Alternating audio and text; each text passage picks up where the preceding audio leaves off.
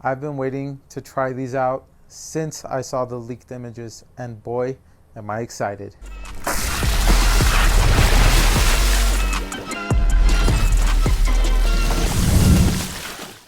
What's up guys, Vinny here with Sneaker Tweaker, and today we have our first impressions review on the Jordan 38. Now, the Jordan flagship shoes have always been the pinnacle of performance. They have been those shoes you look for every year.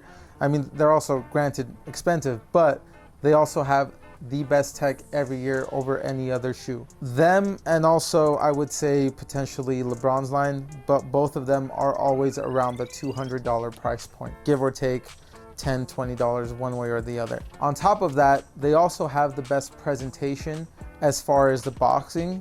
However, this year that's not the case. They actually have this Jordan Move to Zero box, which also is the same box Nike uses. Now, the box isn't anything to write home about. I do love a nice box.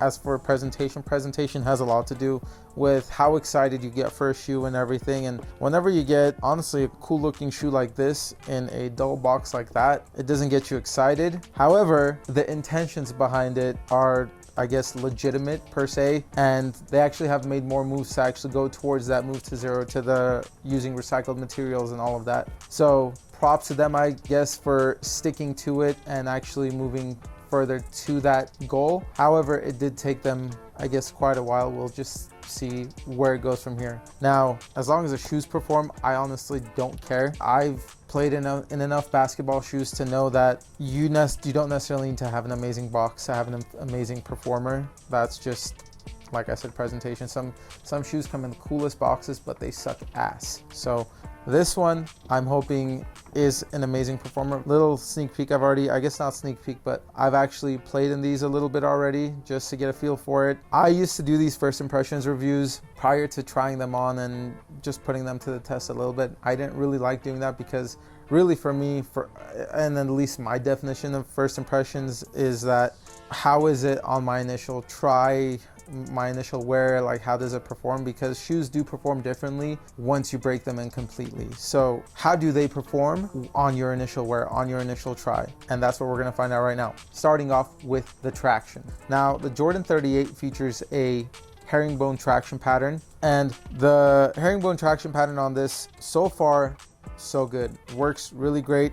I wouldn't say it has the most amazing bite, but it's got a pretty solid bite. You do have to wipe here and there so far. And from what I've heard on everyone else's reviews, they have really raved about it and really love it. So I'm assuming the more you break it in, the better it gets.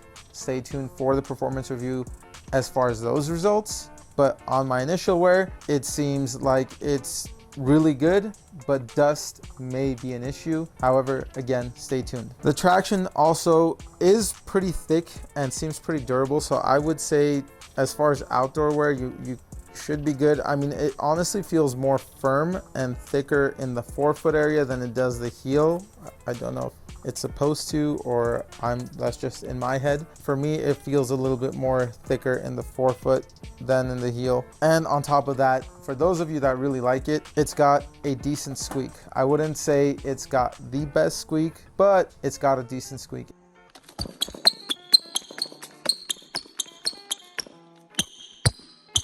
And some people like that feedback. I don't really care for, you know, the craziest squeak, but I mean, for me, I kind of like that feedback as well. I don't like a shoe that's too silent, but I also don't really care if a shoe just screeches through the gym. That's cool, but I really don't care for it, because generally whenever a shoe is squeaking too much on your stops, it means you're not really stopping on the dime. Case in point, the Jordan 31. So that shoe squeaked really loudly, and it did not have the best traction at all. It was like ice skating in that thing. Traction on this though, I think is going to be really good. I think over time it'll break in, but as for my initial impressions, it's still really good. You just gotta wipe here and there. As for the cushion, the Jordan 38 features a full-length Zoom Strobel with a Cushlon 3.0 carrier. That's the new version of, I mean, they never had a Cushlon 2.0. There was Cushlon and then it went to Cushlon 3.0. I don't know what happened there. However, the Cushlon 3.0, as you guys can see, is pretty damn soft. Like if you press on this thing, your finger like sinks into it. And then Zoom Strobel, you cannot go wrong with Zoom Strobel.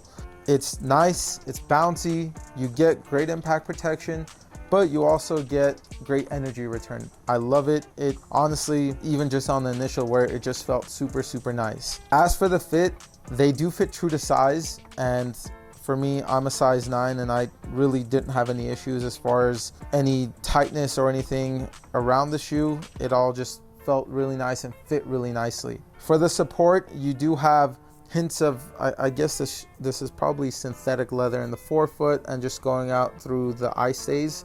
And then you do have some mesh as far as the collar area. The heel counter, or I guess on the heel, I wouldn't say, I guess it is kind of a heel counter, but the heel counter also has synthetic leather. And then you do have, I don't know if this would be called Lenoweave or just some sort of fly wire. It's really nice and really thin. It pretty much is as see-through as Lenoweave, and it's pretty damn supportive so far.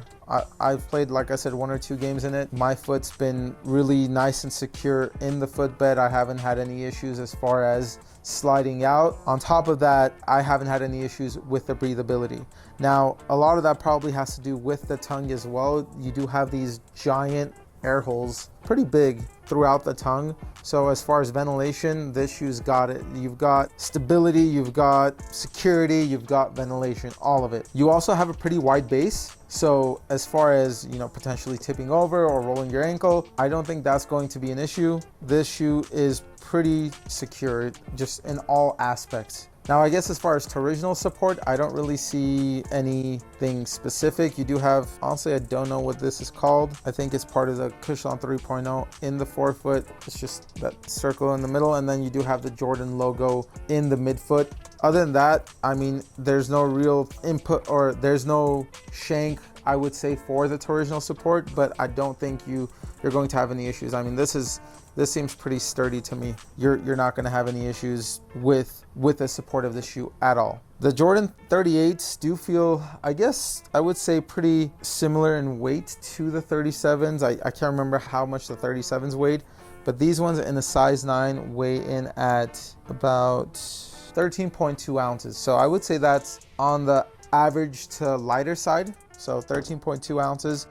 And for those of you who, you know, really care about having a lighter shoe, I would say these are pretty decent as far as the weight. Now for the price, they have been marked up, I think, since the 37. I think the 37 was around 185, and then they had some colorways go up to 195 and so on and so forth. These ones are at 200 now. So you have the Jordans, the Jordan flagship shoes, and you have the LeBron shoes now at the $200 price point. So these shoes are pretty much climbing up that price pyramid per se. Honestly, I'm super excited to keep playing in these shoes. I had a lot of fun in it playing the first time around, and I just think it needs a little bit more breaking time for me. It still felt a little clunky to me, which I haven't had that issue with the 37, 36, 35, or the 34, and I thought this one would feel pretty similar. However, it didn't feel all that, I guess, light, or I wouldn't say lightweight,